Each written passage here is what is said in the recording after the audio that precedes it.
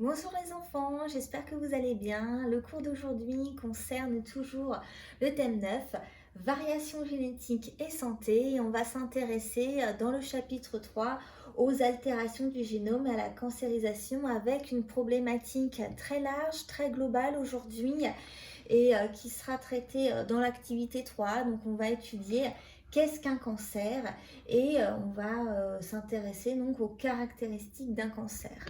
Alors pour cela, pour débuter notre étude, je vous ai mis un screen d'une série bien connue qui est passée récemment sur Netflix, donc Elite, où on a Ander, un des personnages principaux, qui va dans une clinique, dans un hôpital, et le médecin lui apprend la leucémie lymphoblastique aiguë est un cancer à évolution rapide. Il faut donc qu'on soit plus rapide que lui. Alors, qu'est-ce que c'est ce cancer?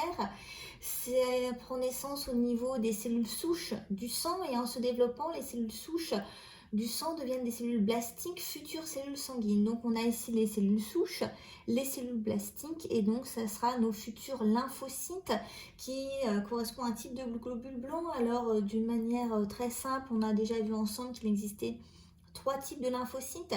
Les lymphocytes CD4 ou T4, une véritable plaque tournante et qui va pouvoir permettre la différenciation des lymphocytes T8 d'une part, si on est contaminé, infecté par un virus donc qui est à l'intérieur des cellules, ou alors qui va permettre la différenciation dans le cas où on a par exemple des bactéries donc extracellulaires, la différenciation des lymphocytes B qui se transforment en plasmocytes qui vont pouvoir sécréter des anticorps circulants. Alors, ici, dans le cas de la leucémie lymphoblastique aiguë, il y a une surproduction de cellules blastiques. Celles-ci se développent anormalement et ne deviennent pas matures. Or, avec le temps, les cellules blastiques prennent la place des cellules sanguines normales et donc ça va empêcher les cellules sanguines matures d'accomplir leurs différentes tâches. Et du coup, ce cancer, comme tous les cancers, a son origine à cause d'interactions complexes et multiples entre plusieurs anomalies génétiques d'une part et environnementales d'autre part. Et on sait qu'un quart des adultes atteints par cette leucémie a des cellules leucémiques qui sont porteuses du chromosome Philadelphie et qui est une anomalie qui survient après la naissance. Je vous en parle parce qu'on fera une activité où on va reparler de ce chromosome. Donc ça survient après la naissance, ce qui veut bien dire comme quoi il y a certainement des causes environnementales. Alors, ce type de cancer est extrêmement peu fréquent, contrairement à cette infographie où on vous montre les 5 cancers les plus fréquents chez l'homme et la femme en France en 2017. On a chez l'homme le cancer le plus important en termes de proportion, c'est le cancer de la prostate, avec plus d'un quart des hommes qui ont un cancer qui sont touchés par ce type de cancer. Puis vient le cancer du poumon, cancer du côlon, cancer des reins et de la vessie, et encore des voies aérodigestives, alors que chez la femme, le cancer prédominant va être le cancer du sein qu'on va étudier aujourd'hui. On a également le cancer du côlon, comme chez l'homme, ou encore cancer du poumon. On voit que le taux d'ailleurs pour les femmes est beaucoup moins important. Ça peut aussi s'expliquer parce qu'en France, les femmes ont commencé à fumer plus tard que les hommes, donc on pourrait imaginer que ces proportions augmentent dans les années à venir. Et enfin, un cancer de l'utérus, et plus particulièrement du col de l'utérus, qui peut être notamment dû à la contamination par papillomavirus. Donc c'est ce qu'on verra par la suite parce qu'il y a un vaccin qui est possible, qui est d'ailleurs conseillé. Et enfin, cancer du tube digestif. Alors pourquoi c'est si important de vous parler de cancer aujourd'hui? C'est parce que malheureusement, les cancers représentent, avec les maladies cardiovasculaires, une des premières causes de mortalité en France. On a un homme sur 3 et une femme sur 4 qui auront un cancer avant leur 75e anniversaire si on suit l'évolution actuelle. Et on sait qu'aujourd'hui, 40% des cancers pourraient être évités si nous modifions quelque peu nos habitudes de vie, c'est-à-dire en finir avec la cigarette ou encore diminuer sa consommation d'alcool.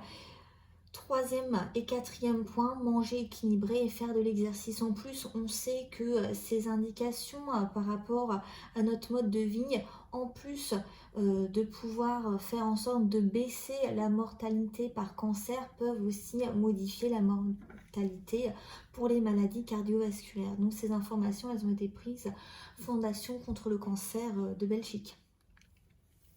Pour pouvoir illustrer mes propos, je vous ai pris ici deux photographies au microscope électronique à balayage, d'où cet effet 3 dimensions, d'un poumon sain et d'un poumon altéré par la cigarette.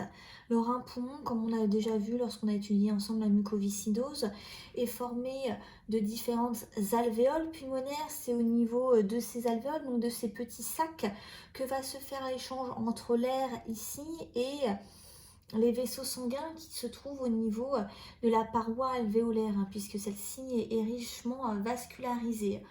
Ce qu'on voit au niveau de notre témoin, c'est que les sacs alvéolaires sont vraiment libres, ce qui va pouvoir permettre des échanges gazeux importants.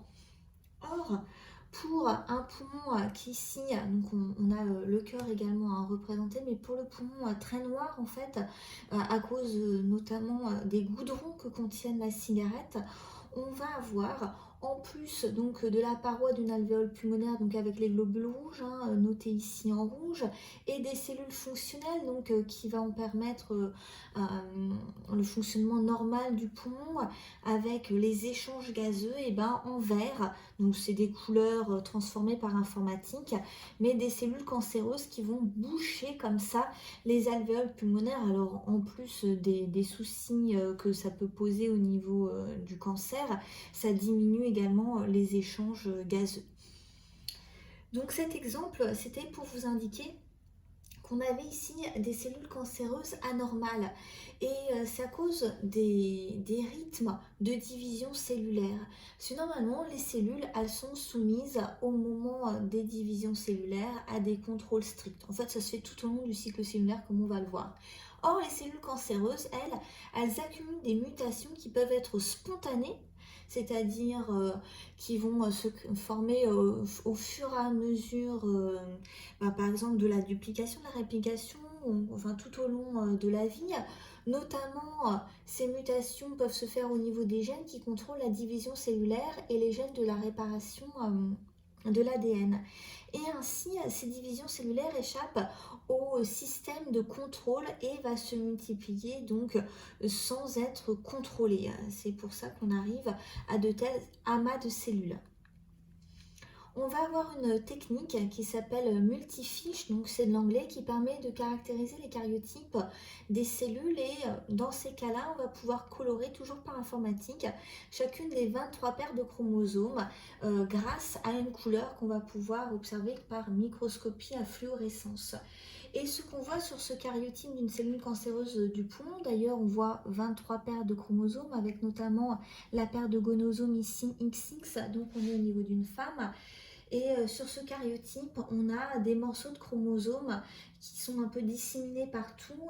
Par exemple, on a des morceaux de chromosomes 3, 11, 12 et 14 qui sont visibles au niveau du chromosome 1. D'ailleurs, à la place d'avoir deux chromosomes homologues, on en voit 3. Donc, il peut certainement y avoir une duplication de l'ensemble du chromosome. On voit également 3 chromosomes 12 ou encore 4 chromosomes 11 qui sont visibles. Et donc, ça montre un gain de chromosome. Enfin, il y a un seul chromosome 7. Enfin, je ne vais pas tout vous indiquer. Mais ce qu'on voit, c'est qu'il y a vraiment une accumulation de mutations importantes. Et ce qui va provoquer l'entrée des cellules dans des divisions cellulaires incontrôlées.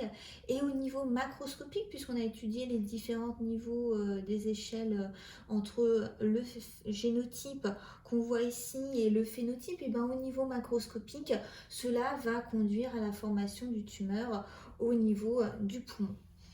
Or, Ce n'est pas forcément la quantité de cigarettes consommées qui compte dans la survenue d'un cancer, mais plutôt la durée du tabagisme sur toute une vie. Et on sait également que plus on commence à fumer jeune et plus il est difficile d'arrêter. Il faut savoir que le tabac reste le premier facteur de risque de cancer et tout cancer confondu puisqu'il est responsable chaque année de 45 000 décès et est impliqué dans 17 localisations de la maladie, que ce soit poumon, bouche, gorge, estomac, foie et j'en passe. Et on sait qu'il y a des campagnes de sensibilisation qui existent. Ici, ça correspond à de l'information.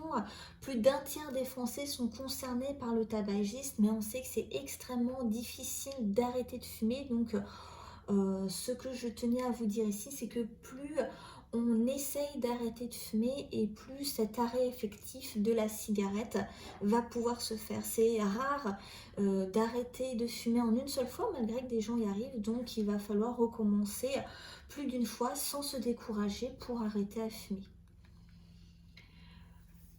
Donc ici, on a des mutations qui sont somatiques, c'est-à-dire qui vont concerner les cellules du corps sans parler des cellules reproductrices.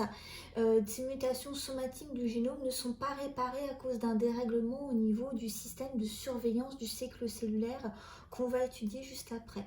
Je voulais vous illustrer ici une mutation somatique à partir d'une de mes photos personnelles. Une plante où on voit une feuille avec un côté vert clair et un côté vert foncé. Or, à la base, ça devait être une seule et même cellule qui est à l'origine de toute la feuille. Et c'est certainement une mutation somatique qui a permis d'avoir deux couleurs bien distinctes au niveau de cette plante. Ici sont illustrés les points de transition essentiels qui permettent la surveillance du cycle cellulaire. Constitué de 4 phases, on va avoir la phase G1 où on a nos cellules avec des chromosomes simples qui vont pouvoir se dupliquer lors de la phase S, et en phase G2 on va avoir des chromosomes doubles, que ce soit lors de cette phase ou de la phase G1. Les chromosomes donc sont soit simples soit doubles certes, mais ils vont pouvoir exprimer leur patrimoine génétique sous forme de chromatine puisque ce sont des chromosomes décondensés. On va également avoir la croissance cellulaire.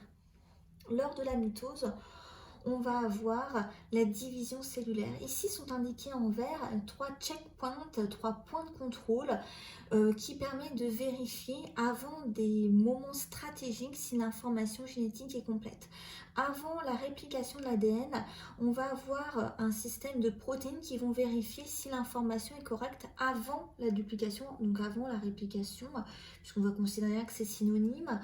Ensuite, avant la division cellulaire, on va vérifier que l'information génétique est complète, ne présente pas de mutation. Et enfin, la transition métaphase-anaphase, c'est-à-dire le moment où on va avoir les centromères qui vont se casser pour qu'à partir de chromosomes doubles, on ait des chromosomes simples qui aient bien la même information génétique sur chacune des deux chromatides. Or, on va avoir donc au niveau de cellules cancéreuses un dérèglement de ce système de surveillance, et donc on va pouvoir avoir division cellulaire malgré des anomalies. Je vous ai représenté ici un schéma des 4 étapes lors de la formation d'un cancer. On a représenté en jaune des cellules témoins tout à fait normales, et on a une cellule qui a accumulé beaucoup de mutations. Donc c'est pas seulement un ou deux gènes, on va considérer que c'est un certain nombre de gènes qui est altéré, ou alors des gènes stratégiques dans ces cas-là, notamment au niveau de gènes de la régulation du cycle cellulaire. Et à partir de là, on va avoir une multiplication incontrôlée de cette cellule mutée, et c'est ce qui va former une tumeur. Alors, il existe plusieurs types de tumeurs, et sans vouloir vous inquiéter, vous avez tous des tumeurs vu que les grains de beauté en sont un. Mais là, c'est des tumeurs bénignes, donc il n'y a pas de souci à avoir. Par contre, on peut avoir, dans certains cas, malheureusement, un grossissement de la tumeur avec une accumulation de mutations, une prolifération de cellules cancéreuses, et c'est le moment où la tumeur devient maligne et le cancer invasif, donc là ça va devenir inquiétant. Et vous voyez comme quoi on a la tumeur qui va grossir, et c'est pour ça par exemple qu'on vous demande de surveiller vos grains de beauté, notamment en allant voir régulièrement un dermatologue. Lorsque la tumeur est assez grosse, ça va sécréter différentes protéines, des facteurs qui vont pouvoir modifier la circulation sanguine et ça va pouvoir permettre la vascularisation importante de la tumeur puisqu'elle a besoin de nutriments, de dioxygène pour vivre et donc former un véritable parasite alors que ce sont nos propres cellules la migration de cellules cancéreuses donc dans le sang ou dans la lymphe et à ce moment-là ça devient un cancer généralisé, on parle de métastase.